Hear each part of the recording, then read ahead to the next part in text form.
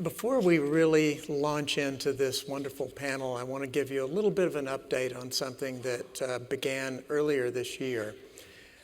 Earlier this year, we launched an open letter signed by a number of Nobel laureates and World Food Prize laureates, calling attention to the worrying trends that we see in terms of food production going out to 2050, and advocating for more agricultural research and indeed moonshot research to make transformational changes in agriculture. I can tell you that 126 Nobel laureates signed that open letter, 26, I believe, World Food Prize laureates, so more than 150 in total, and now more than 260 organizations have signed on to the letter. If you are in an organization that hasn't signed on, you can find people with the World Food Prize Foundation or go to the website. They've been working very closely with us in promoting this open letter. So we have a wonderful panel here, and I'm just going to give the briefest of introductions, and then we will launch into a little bit of a discussion. So Ismahane Elouafi is next to me. She is the Managing Executive Director of the CGIAR. Before that, she was the Chief Scientist at FAO, the Food and Agriculture Organization of the UN. Before that, the Director General of the International Center for Biosaline Agriculture. And I will just mention that this year, Ismahane was listed in the Time 100 Most Influential People in the World list. That's why you're sitting next to me. Thank you. Thank you.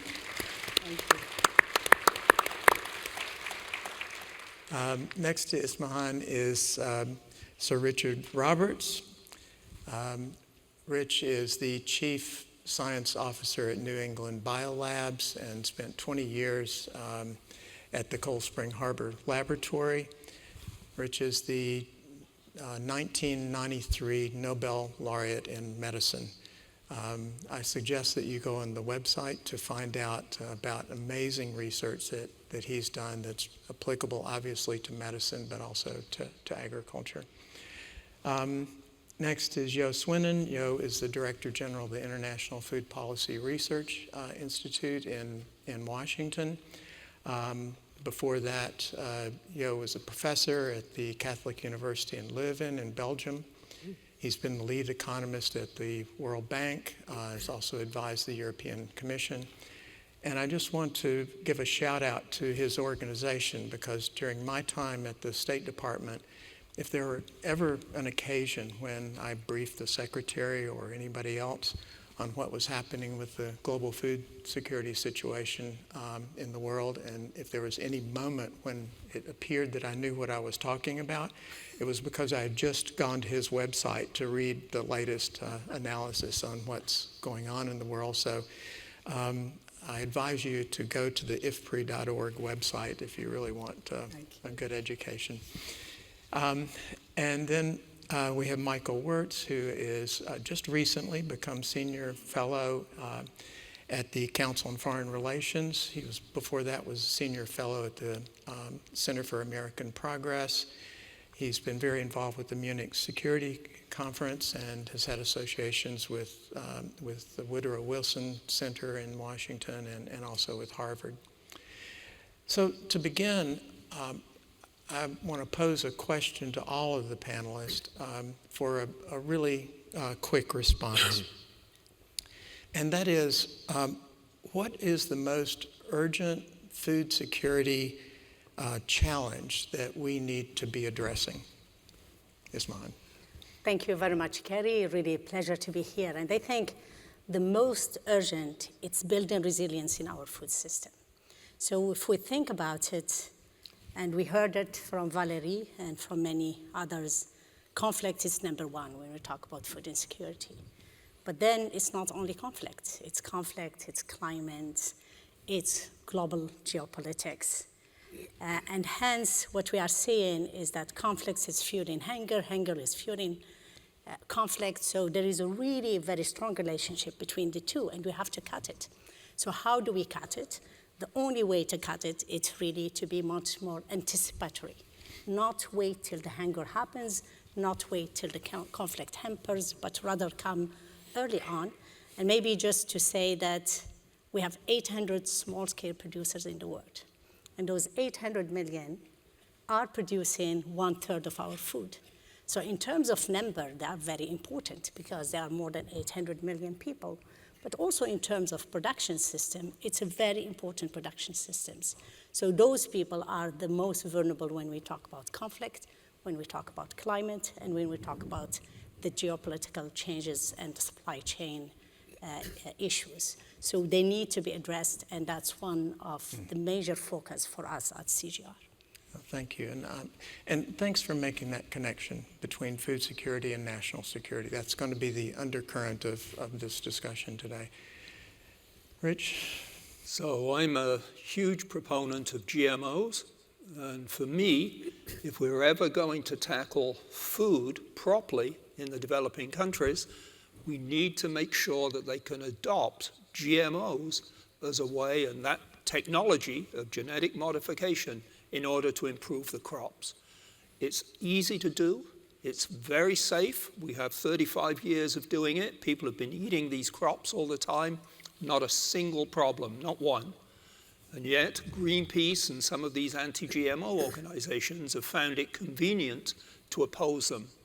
And we have 180 Nobel laureates have signed on to a campaign saying GMOs are safe, and we need to make sure that this message gets out to the politicians who run the developing countries, because this is something they can do locally. Local scientists can improve the crops, and the local population can benefit from it. They don't need any help from the West. Yeah, the most urgent challenge we need to be facing. Yeah, I think the most urgent challenge is actually combining very urgent and immediate responses to acute hunger, which has grown tremendously over the last 15 years, which is really a big drama in the world. And this is very strongly linked with fragility and conflict areas. But at the same time, we have to link that with investments in resilient and sustainable systems for the future. We cannot just look at the short run, but even there we have to look at sustainability. And I think more broadly, we need to have a new policy paradigm in mind. I mean, a lot of our policies and our thinking is based on the post-World War II area, where we had looking at peace and stability in the world. And we are now in a world where there is no peace, it's fragility and volatility right now. And that needs a very different way of thinking about the problems. Thanks, Johan. Michael? I can connect to what Jo has just outlined. For me, as somebody who is at home in the national security and international diplomacy world, weaponization of food and use of food in military conflicts is of the biggest concern, because I feel that food security from a geopolitical perspective will be the litmus test of how we organize global governance and our world in the 21st century. And because of the pressure on food security, the widespread hunger and starvation worldwide, we create vulnerabilities, and we see increasing integration of weaponization of food into military conflicts. And there are three different examples that I'd just like to mention. One, of course, is the old-fashioned manipulation of access to food. We see that in Gaza, for example, where the perceived opponent or enemy is put under pressure because you shut off the access to food. We also see increasing instances of the use of food as a recruitment and retention tool for insurgent groups, especially in northern Nigeria by Boko Haram and in Somalia by Al-Shabaab. And the third, and maybe the most concerning strategy of weaponizing food we've seen during the Ukraine war, where the Russian military has used the mining of agricultural fields, over 300 attacks on port infrastructure for wheat exports, the attack on seed companies and even on the houses of CEOs that own seed companies, and the attacks on critical infrastructure for wheat exports have been an integral part of the Russian war strategy. And the Russians, for the first time in recent history, have used food as a long-range weapon, because of the cut-off of wheat exports, the increased prices, we had roughly 30 to 35 million people more moving into hunger in Eastern Africa. And so what happens is that it is likely that the weaponization of food in the Ukraine conflict will create more victims 2,000 kilometers away from the battlefield, namely in East Africa and other parts of the world, than in Ukraine itself, where the war is being fought with military means. Thanks, Michael.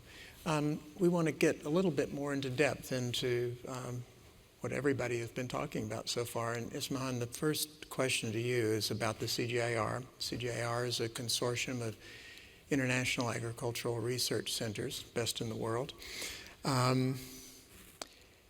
How is the CGIAR evolving?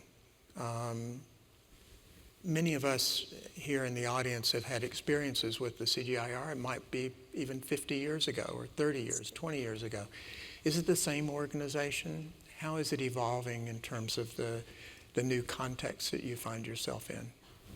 So I think, Cary, you mentioned the 65, and we are in the Borlaug dialogue. So in many ways, CGIAR started under the name of Borlaug and the Nobel Peace Prize as well. So as the world is changing, and we see the changes on a daily basis. So the changes are happening globally, they're happening nationally, communities. The change is the new reality. And I think under climate change, if you are a farmer or you are a scientist, you see it every single day. So CGIAR, it's really changing and metamorphosing and adapting to those changes. We used to be known only for staple crops. It's not the reality anymore. Now we are on the path to diversification of food. So yes, we work on livestock, on chicken, on fish, but really we want to, within the sector, to diversify. Even if we are still working on wheat, it's not using a narrow genetic base, it's using a much more broader. If we're working on staple crops, we want to have also other neglected and underutilized species, and we started with you on the facts. The other change we are doing, it's really system level. So there is no single innovation, there is no silver bullet.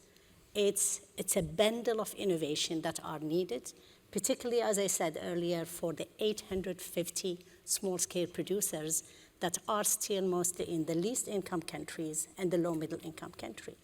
The other way that we are working differently is that many of the national systems have grown very strongly. So you look at the BRICS countries, Brazil, China, India, they are investing the most right now in science, much more than many OECD countries. So we need to work more with them. Yes, Nigeria's system is strong, maybe Morocco, Kenya, and a few other countries, but still the majority of national agriculture system in Africa, for example, requires help from CGIAR. So CGIAR, it's really adapting to make sure that not only we do what we have been known for, which is mostly breeding of staple crop and a few other species, but also looking at diversification, looking at working with the national system in a different way. And within that, really, our mission, it's really transforming food, land, and water system in a climate crisis. So we recognize the climate, but we recognize also the importance of nutrition. You mentioned it. Malnutrition, it's all over. So we used to talk mostly about deficiencies, but there is also obesity problem that is spreading across the globe. So we are looking at those 5 impact areas that are very important, that are still guiding us, which is nutrition, climate adaptation, gender and social inclusion, but we added youth because another reality, when you look at a continent like Africa, you got really the average in some countries 15 and 17 years old. So it's very important that we tackle that. And the other one is biodiversity and incomes for farmers. So farmers should stop being the poorest of the poor because it doesn't make sense. They are really producing our food. So we can't let them always be at the bottom of the pyramid. They have to have a decent income and a decent life with it. Thank you. Just a little follow-up question. I, many years ago, was on the board of trustees of the International Maize and Wheat Improvement Center, CIMMYT, one of your centers. Back in those days, it was a wheat and maize breeding center. Yes. Today, if I look more closely, it's working on a wider range of crops, collaborating with other centers, and talking about the importance of growing vegetables, not just those two crops. Is that commonplace in the CGIAR, that we see more of that kind of collaboration and cross-disciplinary work? That's what we are really trying to push for more and more, Cary, because if we look at it at system level, you have to go beyond a single crop. So it's about really, if we want to look more at regenerative agricultural practices, sustainable agricultural practices, you need to do the soil. It's super important. I see Dr. Ratan Lal with us here, but you need also to do the rotation and the synergies between different species. So we have now what we call a science portfolio. In the science portfolio, we have science programs and accelerators, and we want everybody to work together, for example, nutrition and healthy diet. We want everybody to work together in alternative proteins, or rather than alternative proteins, animal source food, including alternative proteins as one of the small area of it. We want also people to work on climate adaptation with co-benefiting mitigation, not looking at one crop or one animal, but really looking at the system, production systems. So if you knew the CGIAR 10 or 20 years ago, take another look now, in other words. Exactly. Take another look and look through the portfolio. Yep. Because through the lenses of the portfolio that we are putting in place for 6 years, you could see really that we are giving solution or providing solution at the system level, looking both at technical but also policy side, and also looking how do we work more with community levels to spread and adopt those technologies. One of the issues is really adoption at the farmer level. It's very, very low, and unless we crack it, it is right now in between different institutions. We need to scale for impact, and we can't do it alone. We had to do it with our partners that are on the ground and that understand very well the local ecosystem. Thanks, Ismahane. So, Rich, you are passionate, I believe, about science, innovation, the role of biotechnologies in addressing some of the questions that we have.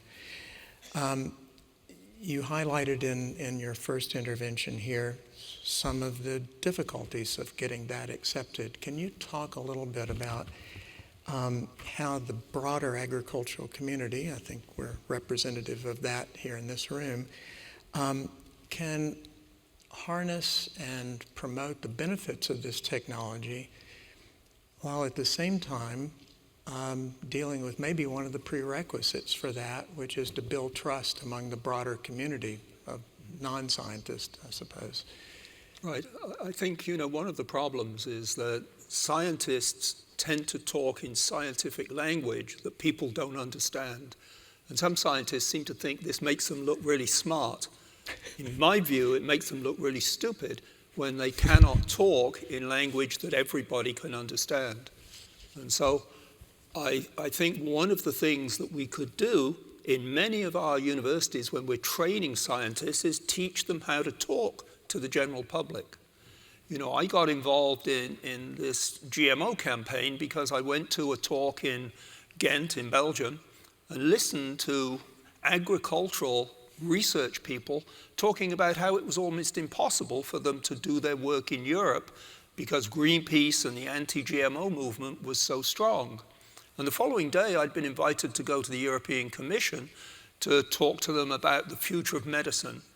Not that I claimed to know much, but I could talk about vaccines and so on. But instead, I decided I would change the talk and say, well, food is medicine. If you're hungry, if you go to bed hungry at night, you need food. You don't need fancy drugs. And I think this is a message that we should try to get over much more than we do at the moment.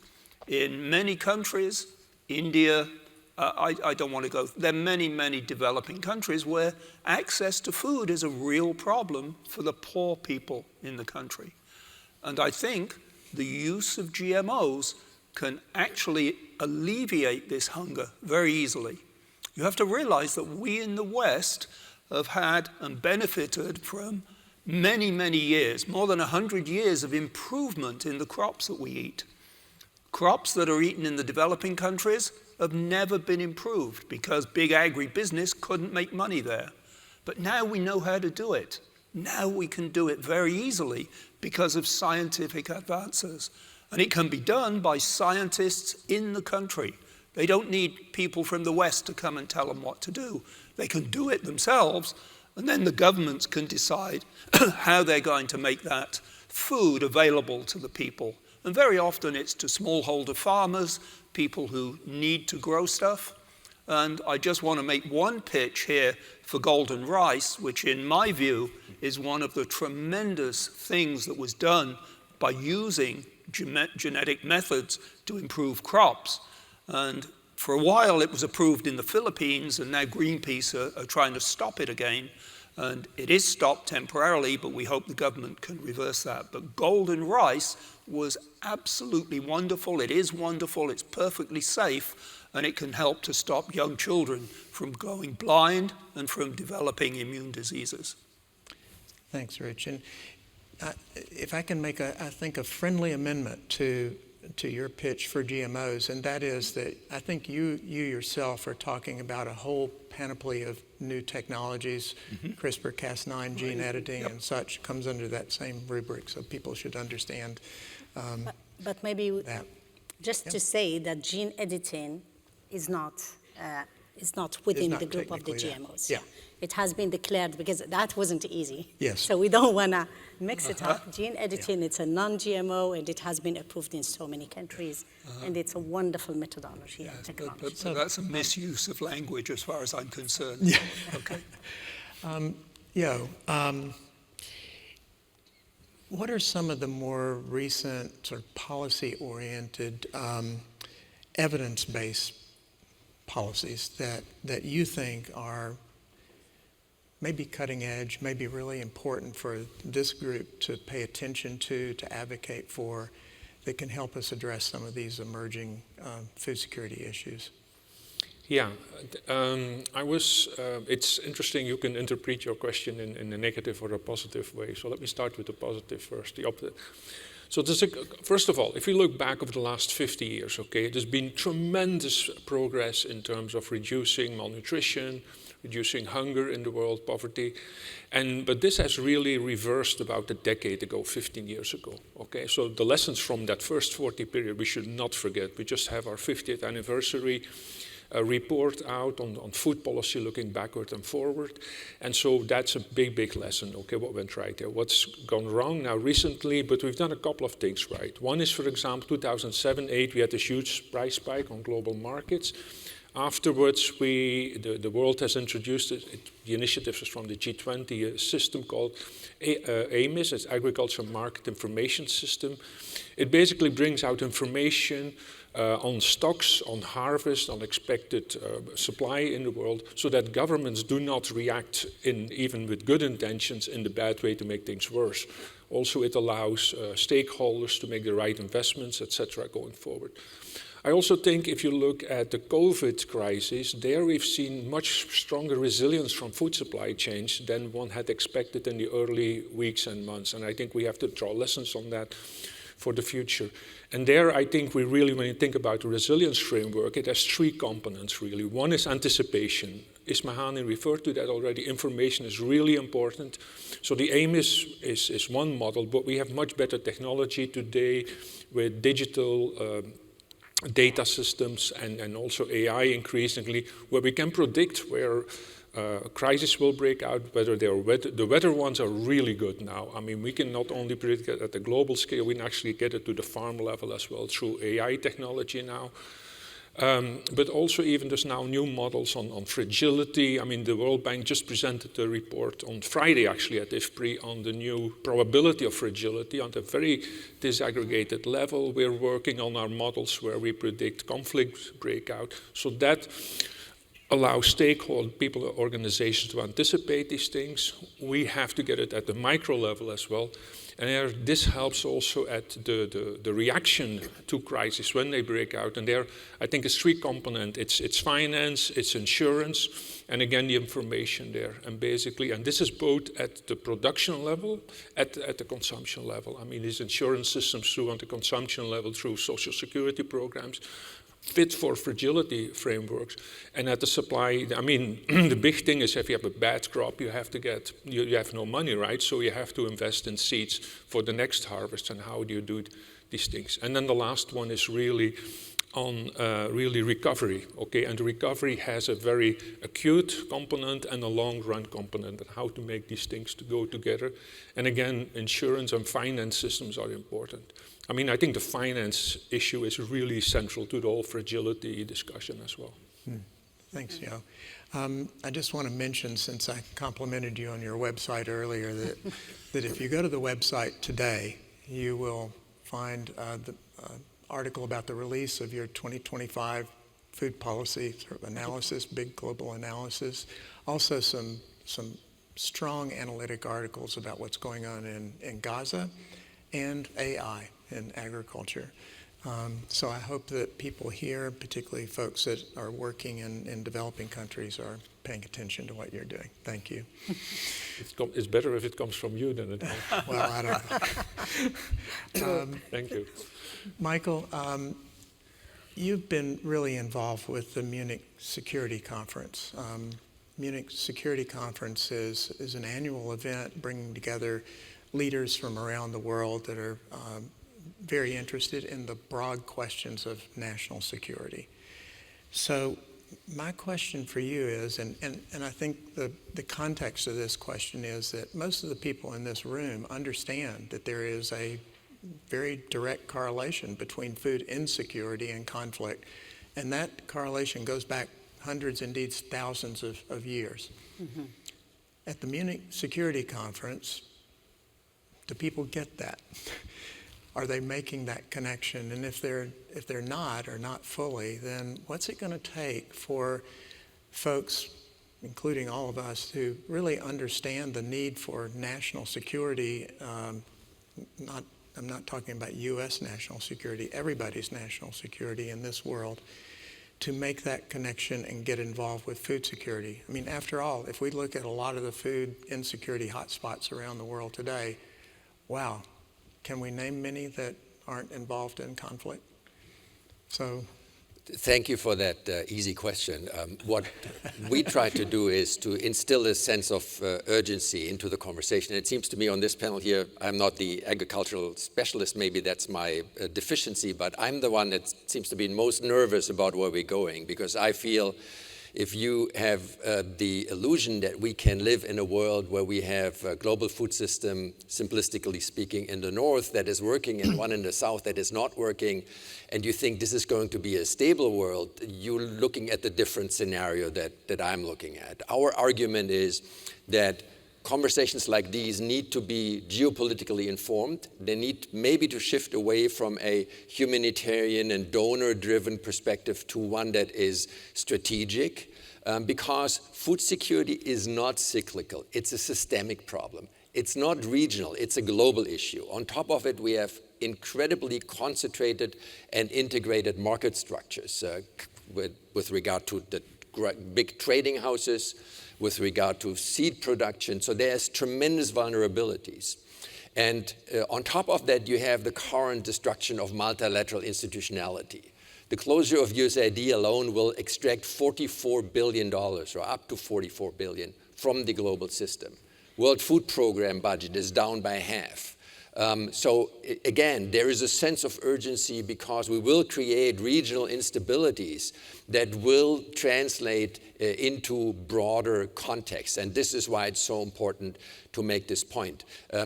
On a broader issue of the financial side, and I think all the organizations that are represented here on the stage are massively impacted by the budget cuts of global development ministry, especially in Europe, but also in the United States. The question is, how do you mobilize the resources that we need? When I ask economists at the World Food Program, at the FAO, at the United Nations, how much would you need to make global food systems sustainable and resilient? They come up with a number between $350 and $380 billion a year. That money is not going to come from shrinking development budgets. It's not coming from private-public partnerships, as successful as they might be. And it's certainly not coming from kind of institutions like the World Bank, because they are all under tremendous pressure. So my argument is, if we can credibly make the point that this is a systemic and stability-relevant investment into food security, that then there might be an argument to be made that in the medium term, different government agencies and maybe even multilateral organizations should be in a position to receive funding out of these ever-growing military budgets.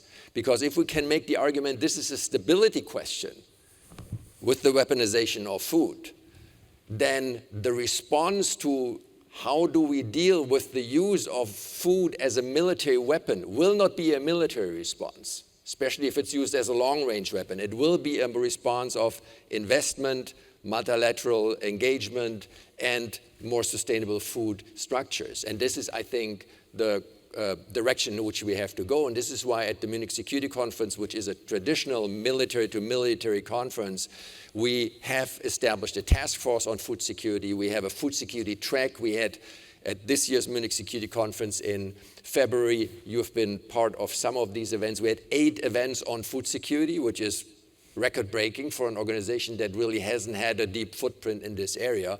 And we are getting increasingly better feedback from military and international security leaders that understand that these are systemic and structural challenges that they need to factor into their foresight exercises, but where they do not have the instruments to provide a good response. And this is where all of you come in. Thanks, Michael. We don't produce peace on an empty stomach. I think that was the slide that we saw earlier today. So what you in the audience can't see is that we have 4 very large countdown clocks, screens here. And I'm going to try to keep us on time, so I'm going to invite my friends here to look at those countdown clocks. And as I ask a quick question, this is going to be asking for about a 30 or 40 second response. My apologies. What's the one hopeful, if we succeed in any way in the kind of work that we're doing in this room, what's the one hopeful change that we would see in the world, and what can people in this audience do to, what action can they take to try to help us achieve that? Tough question, 30 seconds or something like that. So I think, Cary, everything happening because we are losing our humanity. So we're not speaking up and standing by the right thing. And I think really what I hope is that we put out our hats, our positions, and speak up truth. We can't let the food weaponization that Michael mentioned happening in Gaza, in Yemen, in so many parts of the world. So we need to go back to the roots of we are human, we live together, and we need peace. And the second one, innovation for the least and low middle income countries so we can produce more with less. Thank you. Rich, what are we going to see? I'm obviously all in favor of using biotech to improve agriculture. I still call gene editing GMOs. There will come even better ways of doing it. We know how to do it very precisely. We should let the countries get the scientists together and actually make the progress that is possible. Okay? The progress is immense that could be made. Give the scientists the opportunity to do it. Thank you. Yeah, I'm going to link it back to the finance issue, and I mean also linking to what Michael said. I mean, I was part of the Food Systems Economics Commission, and we came to an estimate of $400 or $500 billion a year. But of course, this is across the whole world, right? But that's roughly half of this is on the supply side, and half of it is on the consumption, on the demand side, okay?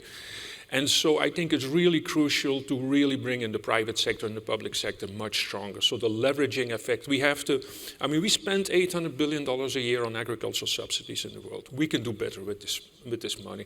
And we can also use it, the new funding has to come in leveraging private investment and consumption investment in the right direction. I think that's crucial. And all of us have a role to play in that because we are part of this food system and advising to it.